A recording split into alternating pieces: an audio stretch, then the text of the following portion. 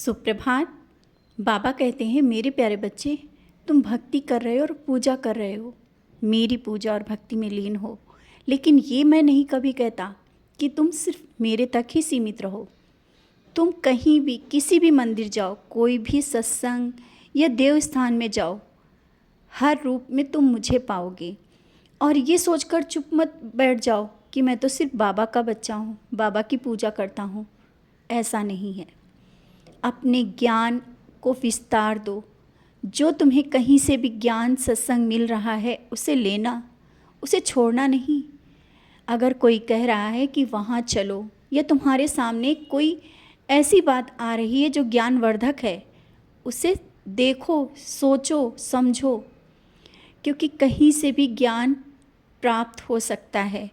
और ये इसमें मेरी भी लीला हो सकती है। हमेशा याद रखना, सीमित मत रहो कि बस तुम उतना सीमित रहो कि हमें बस इतना ही करना है। अपने ज्ञान को विस्तार दो और अधिक जानने की कोशिश है ना तुम में, तो क्यों नहीं जानते। अगर कहीं जाने का दिल कर रहा है तो क्यों नहीं जाते। अगर किसी मंदिर का बहुत दिनों से मन कर रहा है कि तुम वहाँ जाओ, वहाँ उनकी पूजा करो, या कोई देव स्थान जाना चाहते हो, लेकिन तुम्हारे पैर इसलिए रुकते हैं कि तुम मेरे बच्चे हो। मैंने कब रोका है तुमको?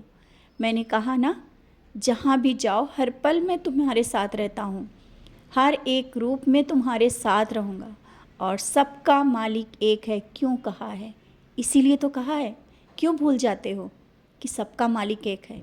और कहीं भी जाना, हर पल तुम मुझे पाओगे। समझ गए हो ना? अपने इस दुविधा को मन से निकालो और मन के विचारों को विस्तृत करो, आगे बढ़ाओ। अब तुम्हें बहुत कुछ आगे ज्ञान प्राप्त करना है। कुछ चीज़ें ऐसी हैं जो अभी तुम्हें समझ में नहीं आ रही हैं, और बस अपने घर की ही परेशानियों में सीमित हो। अपने घर की परेशानियों से बाहर तो निकलो और कुछ देखो। और कुछ का मतलब है अपने अंदर की जो विचार हैं उन्हें दूसरों से कहने की कोशिश ना करके अपने प्रश्नों को कहीं जो तुम्हें प्राप्त हो रहा है उसे प्राप्त करो। तुम्हें कहीं से जवाब मिल रहा है उसे देखो, समझो। सचरित के माध्यम से भी अगर तुम्हें कोई प्रश्न उठ रहा है तो समझने की कोशिश करो, उसे बार बार पढ़ो, तुम्हें उसका जवाब उसमें ही मिल जाएगा। मैं तुम्हारे हर एक प्रश्न का जवाब देने के लिए बैठा हूँ, किसी ना किसी के रूप में या किसी माध्यम से। माध्यम कुछ भी कहीं से भी हो सकता है। तुम्हारे हर प्रश्नों का जवाब मिल जाएगा। और ज्ञान की बातें तुम्हें जानना बहुत अच्छा लगता है, ये मैं जानता हूँ। हर पल तुम अध्यात्म की ओर बढ़ना चाहते हो, तो बढ़ो। क्यों रुक गए हो?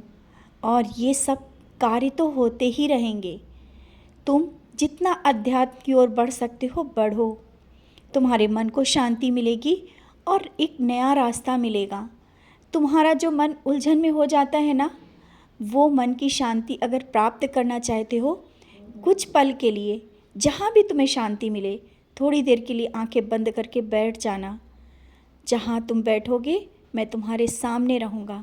आवश्यक नहीं कि जहाँ पर मेरी प्रतिमा हो, जहाँ स्वरूप हो, वहीं तुम बैठो, क्योंकि कभी ऐसा होता है जहाँ तुम जाते हो वहाँ मैं नहीं होता हूँ।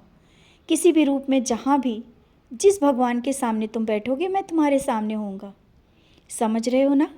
शायद बातें तुम्हारे समझ में आ गई हैं, तुम्हारे प्रश्नों के जवाब तुम्हें मिल गए हैं। जहाँ तुम्हें जाना है खुलकर जाओ, और जैसी भी पूजा करनी वैसे करो। जैसे विशेष पूजा तुम घर में कराना चाहते हो, कराओ।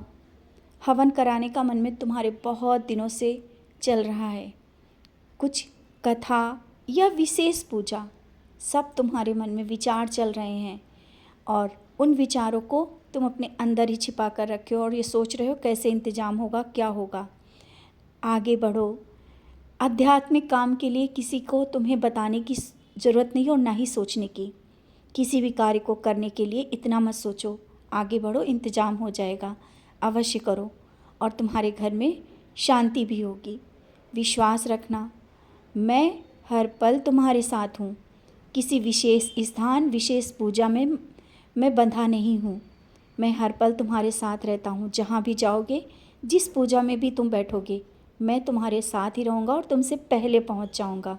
ये मेरा वादा है। खुश रहो।